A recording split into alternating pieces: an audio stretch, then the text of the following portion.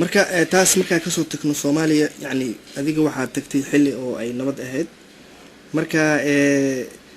dagaaladii markii ay dhaceen oo wadankii dibku Soomaaliya ka bilaabanay waxyaalaha oo ku yaabka badnaay oo aad aragtay dhaqankii Soomaalida iyo qaabkii isku dilayaan iyo intii wadanka aad ku sugnayd waxyaalo ka yaabi ma aragtay dagaaladaas ku saabsan arintan waxay bilowday markaan aragnay waxaan ka shaqeyn jiray akademiya militariga waxaan si afka ruushka dadka Soomaalidu waxaan arkay xaalad isbedeshay iyaga ma rabin afka ruushka tas waa ko mid kale fasxaan tagay saddex bilood ka maqnaay markaan shaqadayda imid waxaan arkay albaabka horteeda qof oo Soomaali oo askari oo automatic wada inta badan dadkii markay arkeen way ogeeyeen mise weydiiyeen qof ajnabi maxaad rabtaa iyo si fiican weydiiyeen ninkaas pistoolada wejigayga geliyey waday maxaa rabtaa kama marka hadda aniga meeshaan ka shaqeeya maxamed kama shaqeynaysid وهذا وخوا داعي ما يسبدل وخا يسبدل وقت يا مقني وخا يسبدل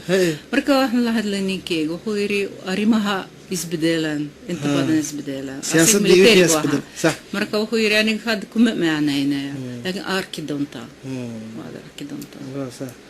انا قدت و جيتكا وهو لدلي تسمع اركن نسيب كيغا صح iyo dagaalkii kulula bilaabay ka hor 3 sano ka baxay wadankii laakiin fasaxi markaan imaade markasta waxaan arkay waxaad si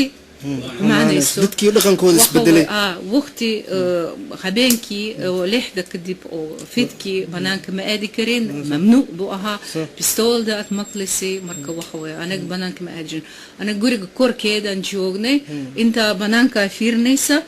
dad oo hoos soconay waxay sheegeen anaga ku dilayna hoos imaam marka waxa aragtay dadkii dhaqankooda dhan isbedelay oo dad inay wax dilaan rabo iyo hub ila orday ayaad aragtay marka soo noqotay kad bacdi waan arkay fasax markaan imid waxaan arkay dadkii waxay rabaan dad ajnabi inay dilaan anigana waxaan u qaatay aniga keligay ma aha oo dad kale sidoo kale laakiin wixii Soomaalida dhexdooda bilaabay aniga saas ma ogaan jirin wax sheeko sababtoo qof xoogaa yar waa dibadda ka taagan marka wixii Soomaalida dhexdooda dhacay anigana runti ahaan saas ma ogin waxaan aragnay aloosho si xumaanaysa dadkina dhibaato ay ku jiraan anigana waqsid badaysna shaqada wala xareey bisa shaqo la'aan iska joogta banaanka ma aadi kartid marka waa inaad wadanka ka baxda aad marka Soomaaliya ka soo tagtay ka bacdi oo wadanka dibadda aad timaaday runtii waxa aragtay midalan wararkoo kale waxa laga soo deynaa dhibka Soomaaliya ka dhacay telefishinada ka daawanaysay dadkii la diilay dadkii gaajo dilayso meelihii aad taqaan magaalada Muqdisho iyo meelo kale dalka Soomaaliya kamid oo burbursan sidee naqanaysan nidaada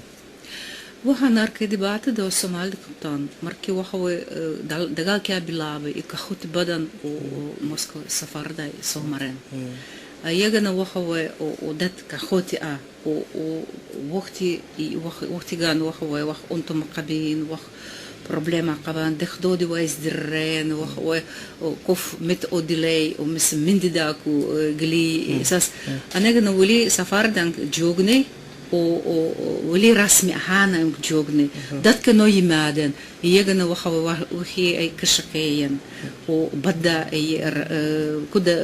rabeen inay badda ku baxaan mise meesha dinteen mise caruurtoodii waa la dilay taasa maqlay see naqanaysa markaas anagana walwalaan ku jirnay aniga ma ogin intaan aadayna wadanka Soomaaliya anigana markastaan wadanka Soomaaliya wadankayga labaad meel aan aaday male marka aniga ma ku noqon karo waxa meeshaan joognay oo waxa way jinsi la'aan ah tas dhibaato ay jirtay ninkayga la dilay marka walwala ku jirnay waxaanu aragnay Soomaalidu intay aadan Soomaalidu iyaguna group ay tageen mise Scandinavia ay tageen mise waxa way Ingiriis ay rabaan mise Francis iyaguna dhibaato fara badan arkeen waxa way Moscow naftarkeedii anaga waa kalmayn jirnay wixii aan sameey karin marka hadda waxaad ku nooshahay waddanka Netherlands marka caruurtaadana ay kula nool yihiin marka runtii qof waxa tahay oo waqtigeeda ka faa'iideystay oo caruurteedana wax bartay oo maanta heer gaaray laakiin wali waxa la shaqeysaa Soomaalida Soomaha halkaan joogto waa noloshu sidaas waay waxaad ku dadaalaysaa wax inaad ka gaaraysid sida anigoo kale Nederland animid waxaan dahay Soomaalidu intaa yimaadnay waxay aaday meel kala duwan anigana sidii waxa way dalxiis oo mise waxa way qof wadan la'aan ah intaan jooga intaan imaaday waxaan ku dadaalay inaan afka baro inaan waxa shaqo raadiyo laakiin وإلهي مركيس وهاي كيني مرلوات سومالدو إنان نوضو مركز أنيقو خدو حمالينا إلهي مركيس مسواجي أشي وأنيقو نواجي علي مركا ساسواي مركا محا سومال محا قوتان مركا وخان كيابي سومالدو إيقنا وخوا إيقو واي ربان إني ودنكا وخ سميان إني وخوا وخ كودا دالان نيدو هايان نياد ويلين لكن نياد كلمة أها وخباي سميان أفكار برتان يجن وخبرش كجيران لكن وحنا ماليني يد سيو كله وحنا ماليني مرمرك يجا خدين تجين أروفتو دي ويتيجي دونان مثلا ودنكا إنانو كلمين سي أن وخو سمي قبان كرنو وديات مركا مركا لقصو تجتاس معناها هذا واحد لا شخصا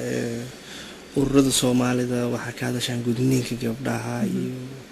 waxa laha haweenka iyo wixii la mid ah marka Soomaalidii waxaad u leedahay aqoon hore marka kuwa inta imaaday kuwa shaqeeya iyo kuwa la baraarujinaya labada marka fiiriso yani ma isbedeleen Soomaalidii ayaad sidaysaa dhaqankii wixii Soomaali aad ku kaseysay markii qurbaha imaadeen masla sidoodii farqi ayaa u dhaxeeyay dadka way isbedelaan fikradooda way isbedelaan nolosha isbedelaysa marka dadka isbedelaan laakiin wadankaaga adiga ma hilmaamaysid waxaad leedahay wax fiican wax xun ah wax xun waa hilmaamaysa wax fiican ah wax markasta waa xasuusanaysa wixii aad meeshaad dalashay anigana Soomaali ma dalin لكن وحن خصوصنا تن وحوي صناديقته أقوفي عن هالشيء حقا قبيجرين مركب وحن خصوصنا الصومالي سيدان مرجو هراء عن الميت مثل وحوي صناديق دي هراء مركان جوجي وهو هي جدا وهي بدا وهي أنتظر وهي سا تاسع خصوصنا وأنا جي على مر إن أركو